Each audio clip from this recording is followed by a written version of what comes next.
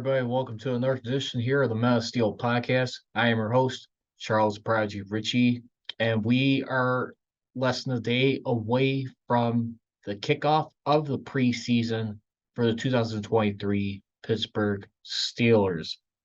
I want to thank once again our very special guest I had on last night, Bill Hillgrove. He will be beginning his 30th season with the Black and Gold, starting tomorrow when the Steelers will travel to Raymond James Stadium to take on the Tampa Bay Buccaneers. As we will get into it, we're going to recap on some training camp.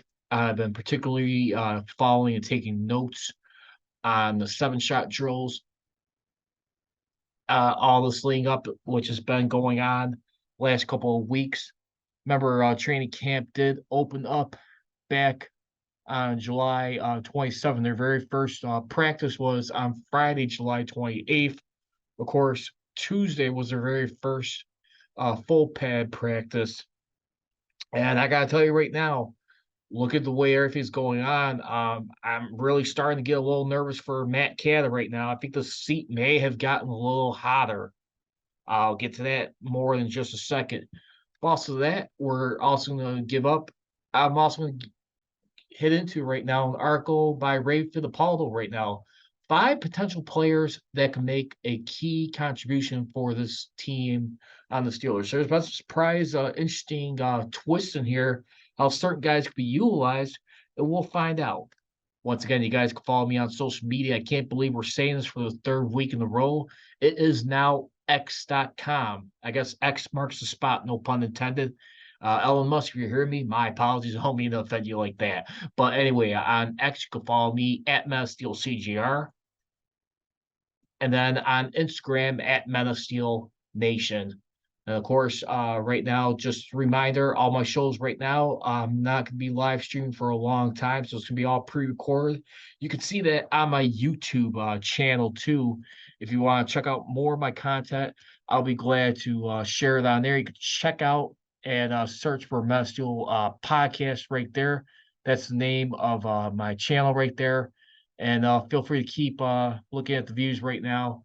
Had a very quite decent amount of views yesterday on last night's segment with Bill. So I want to thank those of you who took the time to check that out. And I can also believe too, it's gonna be his 3rd season now with Craig Wolfley. God rest the souls, of course, Myron Cope, who passed away back in 2008. And then, of course, Tunch Oken, who's battling Lou Gehrig's, passed away on Labor Day weekend. It will have been on Saturday, September 4th. Very sad to see, but right now, once again, the lineup you got right now for the preseason, the guys who will be calling the preseason will be Bob Pompiani and Charlie Batch for like the color analysts. And of course, on the sideline for right now, what Bill Hillgrove told me yesterday, it'll be Max Starks. He will be on the sideline. Of course, he is our former offensive lineman too. So let's go ahead and dive right into it right now as we look at beginning with some roster news, by the way. Former Steeler right now, running back Benny Snell Jr. He has signed with the Lions right now for the remainder of training camp. No contract details from what I could tell right now. This came off the heels less than an hour later after Justin Jackson, who played 4 of his first 5 seasons with the LA Chargers before playing last year with the Detroit Lions. He has retired right now. Like I said, you look at Justin Jackson right there. He is a guy who's struggled in this league. His best year so far to date was back in 2021, where he had 364 yards off of 68 carries, where he averaged over nearly 5.5 yards per attempt. And he was able in that year too on the ground. He got 2 touchdowns. Scrimmage yards overall, he did add 178 yards of receiving off of 22 receptions for a grand total of 542 yards of scrimmage, 2 total touchdowns right there. Last year, not so much. He only with the Lions right there. He didn't start in any games, but he was available for 16 games. I'm not sure where he was on the depth chart. I'm guessing he had to probably be third on the depth chart. I'm not sure about second, but he had 42 carries for 170 yards, only one touchdown, and 12 receptions for 101 yards. Grand total 271 yards, which happened to be his second lowest in his career. Uh, and I guess a little frustrating. I'm not sure what's going on with him. I don't know if he probably like not making up further in the depth chart. But either way, I mean, the Dan Campbell and this Lions team, they're trying to pick up some momentum right now, trying to win their first ever division title. Last won it since under the the NFC Central umbrella. They never won it as the NFC North, just like the Cleveland Browns, which both teams have in common right there. But Justin Jackson right there, who he was expected to compete for reserve spot on the roster behind veteran newcomer Dave Montgomery, former Bear, and rookie Jamar Gibbs. And that was about it. No other information why he didn't stick around. But that's got to tell you everything right there. Trying to compete for reserve spot. Now, listen, to bring in, I mean, shortly after he retires, they opens the door for a guy like Benny Snell. You look at the Steelers depth chart right now, too, in particular with the running game. You look at offense for right now. Here's how they're slated according to the team's website. You got Najee Harris, of course, I mean, is the feature guy, followed behind Jaylen Warren, which I'm sure a lot of fans are going to be excited heading to year number 2. And then Anthony McFarland, he is a very interesting one. This is one of the guys that Ray Fittipaldo talked about as far as like 5 Steelers who could like stand out and they could make some noise uh that who are on the bubble that can improve their stock in the preseason opener. He's going into tomorrow's game when they take on the Bucs. Here's the thing though, McFarland, he has spent more time on the practice squad than the active roster in his first 3 NFL seasons. He's only played 3 games in 2021 and 2022.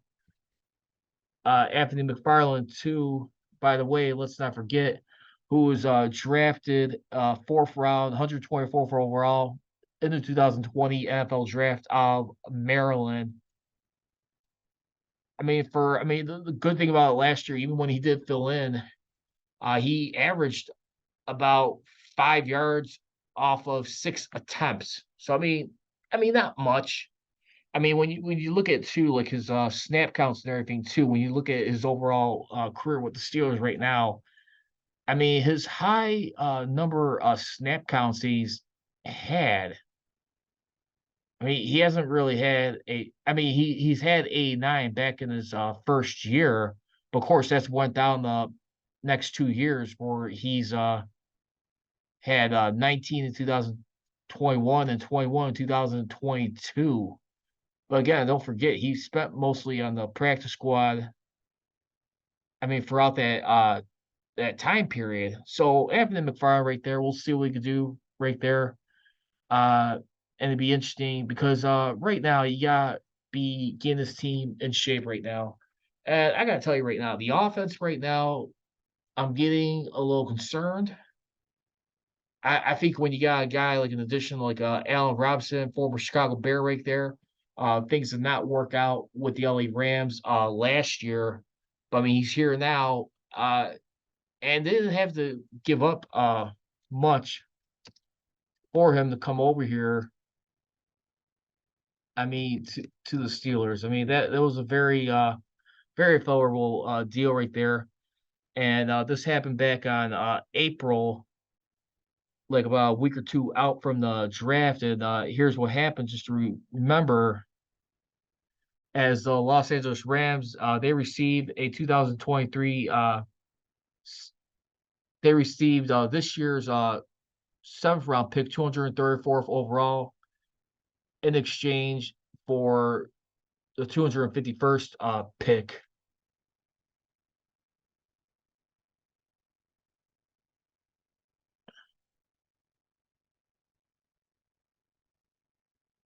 Yeah, so the Steelers got Robinson and the 251st overall pick back in this year's draft.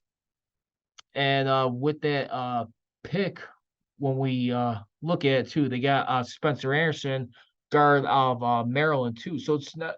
I mean, that was a nice two for two deal right there. I guess you could say. I mean, Spencer Anderson. We'll see how he continues to do, but I mean, still, I think definitely will be some interesting noise right there. But Anthony McFarland right there. I mean, of course, with Benny Snell football, who I thought was fun to see around here. But I mean, Snell, to be honest, with you, I think his main highlights was in his first season, not so much his second season. When you look at what he's contributed, especially in that first year, majority wise, without Ben Roethlisberger. I mean, his first two seasons, let's just call it what it is.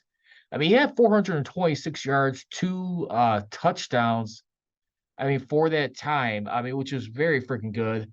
The highest amount of touchdowns he ever got in a season was in the second season in that COVID year. Four touchdowns right there, and that was about it. And you look at what happened ever since then. I mean, he's had a career average yards per attempt over 3.5 yards, and you look at everything right there too. I mean, and then you look at how everything was working out with him. I mean, throughout this, let's take a look at. It. I mean, his snap counts started going down significantly. Of course, in his final two seasons, he had career high total snaps in 2020, 281 snaps. Then it went down from there, 110, and then 42 in his final season. Started off with 166. But I thought this was a guy right here who was a great compliment to a guy like James Conner. And then, of course, before we got to Najee Harris. But I mean, you look at it right there, too. I mean, with everything being set up, trying to get something going right now, I guess the Steelers right now are liking the facts, too, that Evan McFarlane, he is starting to try and find ways to improve. He was redshirt sophomore when they drafted him, so they've realized that some development had to take place there, according to Tomlin. To his credit, he's continually gotten better over his stay with us, and his role is kind of continually as well. I'm excited for him to see if he can carve out an increased role for himself. And usually, this is what they typically do. They usually keep three running backs on the 53-man roster, but that might not be the case this year because of the dual role Connor Hayward plays. Now, remember, Connor Hayward, too, when you look at this year, he is also playing at fullback. And of course, he's also on the depth chart too, third as we look at behind Zach Gentry on the tight end depth. So I mean, those are things to watch out right there. I think one of the interesting things too, which was interesting too, because remember you also had Derek Watt, who was not on this roster, who's one of the siblings of T.J. Watt. I mean, you look at it, Monte Pontebaum. He retired about almost 2 weeks ago. I mean, this is a guy right here, I think, who was supposed to be helping out, contributing for this team right there. And yeah, he retired from the NFL, and he was a former Hawkeye fullback and current Steeler, and they placed him reserve retired list back on July 30th. So coming up in 2 weeks, pretty much. He was a fan favorite, signed with the Steelers, and then, of course, the Steelers still retain all of his rights if the fullback does return the football. But for right now, I'm not banking on it. But yeah, I think Connor Hayward, I think he's definitely going to be how he does in year number two, especially what the culture they're creating right now and the environment. Let's we'll get into that in just a second. But let's get into some other players too that Ray Fittipaldo has on his list. Now we transition away from Benny Snell. Just want to wish you all the best for the Detroit Lions. See what kind of contribution can the Detroit Lions take home the division this year. You would think with Aaron Rodgers and company being out of the NFC North, I mean, after trying to force his way out over the last 2 years, especially. Not really happy with Matt LaFleur system so much, but I mean, I think more the front office. It was just stiffening him, trying to give him the most help to be a championship team. We'll see. But I mean, the Bears right now, I'm not so sure. I'm not sure if I'm going to buy into the hype train of Justin Fields being an MVP candidate just yet. That's still a stretch, but I do feel like they're making a lot of good, significant moves this year to help get them. Dude, I like the signing of Yannick Ngakoue on the defense, but other than that, I mean, the Bears right now being in Chicago, they could be a playoff team if they could stay healthy, get the breaks going their way. But you got to really believe the division right now. I mean, on paper, was looking between the Vikings and Lions.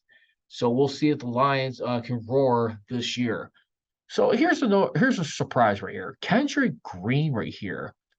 Green, he could be a hammer in short yard situations as a block for Najee Harris. And here's hoping Tomlin gives Green at least one carry or target in the game. The Steelers did experiment with Green, who's struggled mightily in his first year as a center in his rookie season with Ben Roethlisberger's final season. And then last year he moved over to guard. He was a backup guard. Things still continue to go downhill, but I mean, still, I mean, when you he's run for first downs in practice, displaying a soft set of hands and uncommon athleticism for a man his size. Green's path to the 53-man roster is the eighth or ninth offensive lineman. His versatility can give him an edge over Kevin Dotson, the fourth-year signing guard, who does not offer position flexibility. Now that'd be a key interesting scenario right there. Can you imagine that? They're like on goal line situations, like say like I don't know, like anywhere between first and third and goal, like inside the 5 yard line right there. How will Green be able to like block for a guy like Najee Harris? Or would they even dare handle the ball right there? I mean, get a little bit creative. Because right now, when you look at it right now, I mean, 7-shot drills in this offseason, like I said, I'm one of the firm believers when you watch training camp, when it's offense versus defense on your own team, that does not tell me squat, in my opinion. I mean, it's still a competitive practice. Obviously, you got to wisen up and not hurt your own guys. But, I mean, when you look at it, I mean, let's look at the facts right now. The the defense right now has has a 7-4 record in these 7-shot drills. This is basically combined pass attempts from the 2 yard line by either combined the first or backup quarterback, sometimes including the third string quarterback right there. You look at Kenny Pickett, he's 15 of 34, throwing for 44% with 15 touchdowns so far, and he's got 8 rushing touchdowns. Meanwhile, you got Mitch Trubisky, who's been heating up last couple games. Of course, Pickett's going to still be the starter, but 16 to 28. Completion percentage, just like Pickett, needs to be way better. It's only 57%. Got to do much better job. 10 touchdowns, 2 rushing touchdowns right there. And of course, you got Mason Rudolph, who's been in this drill. He's been 0 for 3 so far with 0 touchdowns and any scores to show for it on the ground running. I mean, right there. I mean, I love the fact that defense is playing, pretty much like shutdown defense for the most part. But I tell you what, look at this. I'm very red alarm right now on Matt Canada. The verdict is definitely out going into this year. This does not look like a good sign. I mean, I know Kenny Pickett has been one of the guys defending him. Giving him the vote of confidence to stick around. And of course, as you know, too, I mean, the Steelers more likely, even if they part ways with Canada, I mean, it's highly doubtful they're going to do it during the season. But even still, I mean, when you had like, Todd Haley's final year, what happened? You had Randy Fichtner, who I think was from the booth right there. He had to get down there and like assist, work with Ben closely as far as the offensive play calls.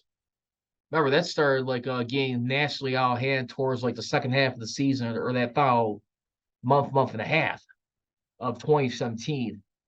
Can there be a similar scenario? I don't know. But I tell you what, though, because when you look at it right now, too, I mean, you look at the coaches on this team. Of course, you got Matt Canada as your offensive coordinator. Quarterbacks coach is Mike Sullivan.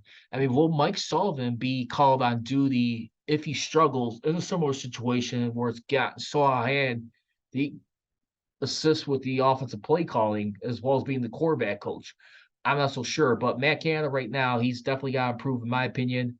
I don't expect Mike Tomlin to make a move like that, but let's not rule it out. But Kendrick Green, I think that'd be a nice, interesting way. Does Matt Canada have the wherewithal and creativity to utilize him in those situations, feature him in that position where he could definitely help get a block right there and like block for Najee, but just not only that, I mean, give him the ball too. I mean, Green right there. I mean, if he's got like something very special right there where he could use him to help get this offense scoring right there, get some rhythm that you've hardly had in a long time. You really got to think about this right now if you're Mike Tomlin and his coaching staff right there, because you know they cannot do what they did last year. The only thing I think that helped a lot, though, too, everybody keeps highlighting how Kenny Pickett was one of the rarely few quarterbacks who had basically three fourth quarter comebacks, four game winning drives. I'm not buying into that Kool-Aid just yet. I cannot. But let's just see what happens for the most part. But anyway, let's see. So let's go ahead and get on with it right now. Also, too, a few other notables on here aside from Kendrick Green. You also got on here number two, Elijah Riley right here, who's on the defense. Elijah Riley, who is trying to earn the spot. He is one of the nickel cornerbacks here, back up behind Chandon Sullivan.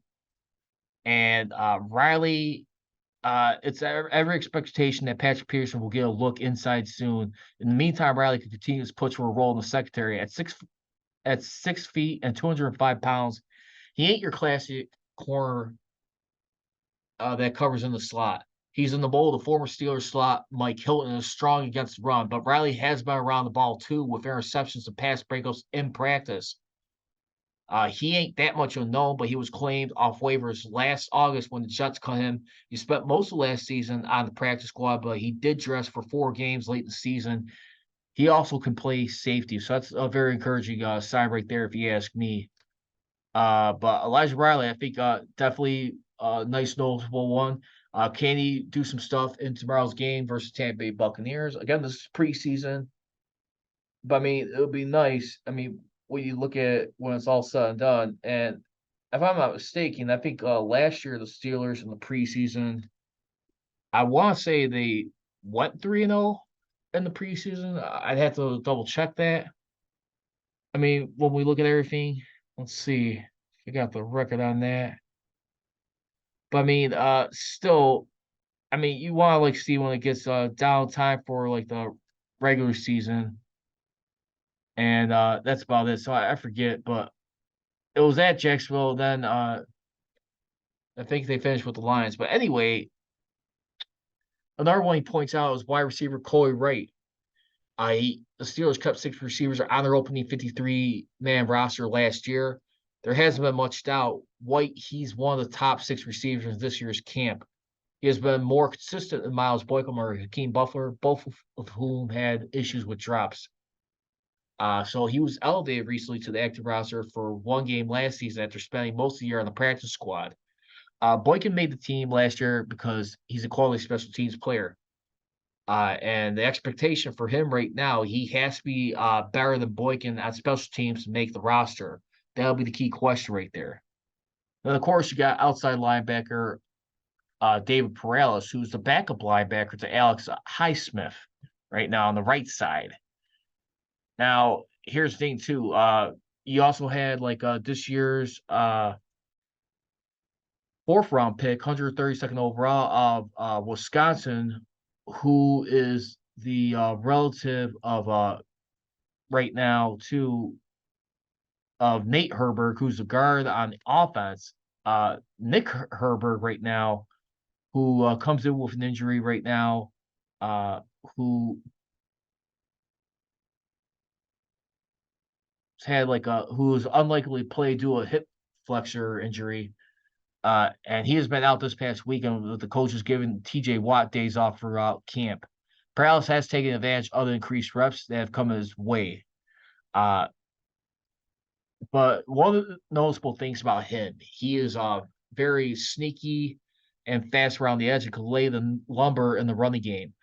Perales, at the age of 24, had a long and winding road to the NFL. He played at Merced Junior College, Division II, Sacramento State, and then Fresno State for his final 3 seasons. He tallied up 11 sacks in his final season with the Bulldogs last season.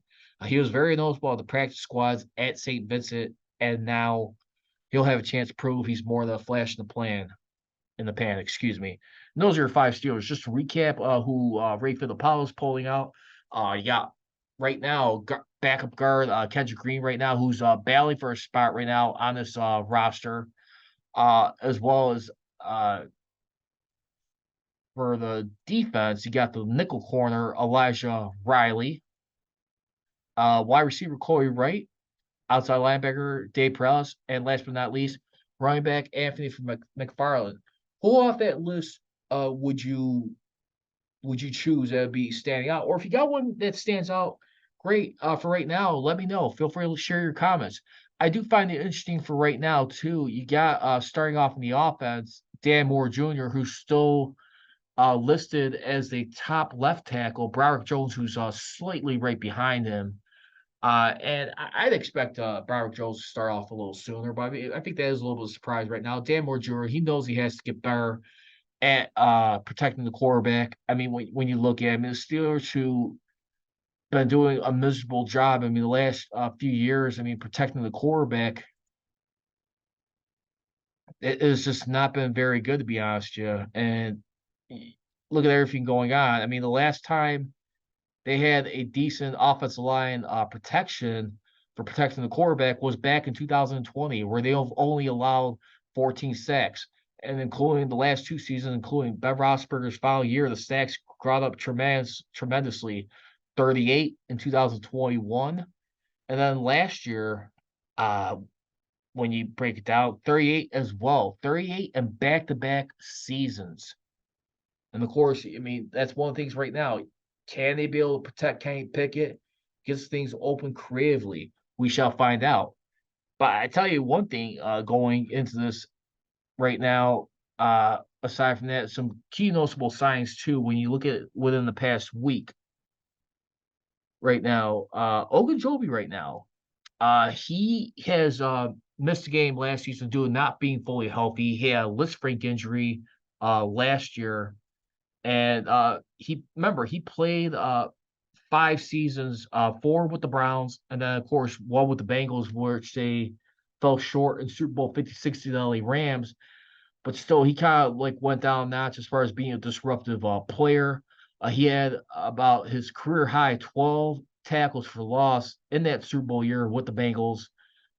It went down to 7 when he was with the Steelers. He still played 16 games. I mean, battling through some pain. But right now, they're saying he is healthy, fit, and ready to be disruptive like he was during that time. He played 636 snaps last year, 59, about 60%, second most amongst defensive linemen behind Hayward, 801 snaps, but not be able to practice Byron Ogunjobi held him back more than anything. And also, too, one concern to look at, too, is when you look at everything, their 7th-round pick out Purdue, Corey Trice Jr. back on August 1st. He during the team's first pad practice, which was last Tuesday, by the way. When you look at it, I mean, he was in on a tackle during team drills and stayed down on the field afterward. Trainers looked at his knee and remained down for several minutes before being carted off the field. Trice was working with the team at training camp with names like Madre Harper, James Pierre, and Luke Barco for a spot in the team's 53-man roster.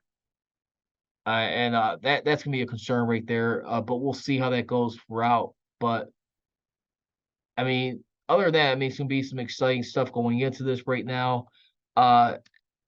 and we'll get into more stuff on the next podcast. But for right now, next podcast I'll definitely get into too, which is kind of interesting. One of the few last stories right now, the Steelers almost kind of went back to business, but they said they're gonna wait till like next season to like decide on like giving Mike Tomlin an extended contract, which is highly secure at this point. It's a high good chance. But I will say this. I mean, I love Mike Tomlin. I'm glad what he's done for this team. I mean, he's going to be entering his 17th season. And of course, everybody wants to point to right away the non-losing seasons. But for me, it's just, I mean, no offense. Tom Landry, a former Dallas Cowboy, too, at the same time, he had 20 consecutive winning seasons, not 500 winning seasons, which included a 2016 playoff record, 5 NFC Championship games, which included a 2-3 record in the Super Bowl right there. Listen, I know that was a totally different game, a totally different animal once upon a time. The style of game where defenses were allowed to be a lot nastier. It was a more defense style game. But again, Mike Tomlin, I think where the frustrating thing runs in for me, I love the fact that he's keeping his team competitive. I love staying a playoff competitive team under him. But at the end of the day, I think right now it's not too much to ask to snap a 7-year losing streak in the playoffs right now. Because just being in there, being one and done lately, not cool anymore. I think if they could at least win a playoff game, and reasonable maximum will be to get to the AFC Championship game before we even start talking Super Bowl. If they could do that in the next year or two, I'll be great. But if they make the playoffs this year, please, please, please, Mike Tomlin, make the proper adjustments. Love you as their coach, but in the playoffs, man, I'm not gonna lie, man, it is definitely getting very frustrating to see that in a situation. I'll just put you right there. So again, feel free to leave me your comments, thoughts, or opinions. Once again, you can follow me on X at MassSteelCGR and on Instagram at MassSteelNation. We'll be breaking down the game on either Monday or Wednesday. Still deciding, but anyway, recapping the Bucs, their first preseason game. So, like to hear what you guys got to look forward to, and that's about it. And as always, leave it. Don't be trolling, be rolling. I got. This has been our story all year, hasn't it been? 60 minutes. It's never going to be pretty. Throw style points out the window, but these guys will fight to the end. And I take my hat off to you, and I congratulate every last one of you. Thank you for watching the Mass Steel Podcast with your host, Charles Prodigy Richey, here on YouTube. Please make sure to hit that subscribe button. And for all the latest Mass Steel Podcast episodes, feel free to download them on Mixcloud, Anchor.fm, and SoundCloud, wherever you get your podcasts.